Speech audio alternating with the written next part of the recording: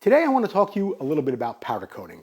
You can hear pros and you can hear cons about it, but if you should decide that you do want to have your frame powder coated, I want to talk to you a little bit about the difference between a real glossy finish and something that's only 70%.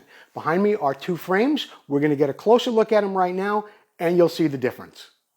Good place to begin would be back here on the upper shock mount. You can see how shiny it looks. Some people prefer that. But for a more authentic look, you'd want to go with the powder coating gloss that I discussed at the opening of the video.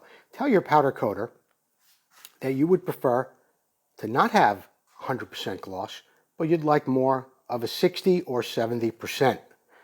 It looks much more like paint. It looks much more authentic and a much closer match to what the paint actually looks like on your Honda Elsinore or whatever black frame you would be refinishing from that era.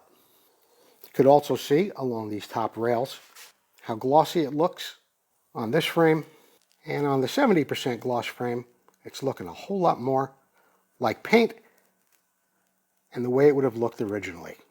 Let's get a look at the swing arms as they're laying flat under the light, and you could tell on the left, of course, is the 100% gloss, the high gloss swing arm done in powder coating.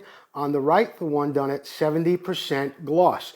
Again, it looks a whole lot more authentic, and if you're restoring a bike, I think you want to ask your powder coater next time for a 70% gloss on your black frames. Well, there you have it.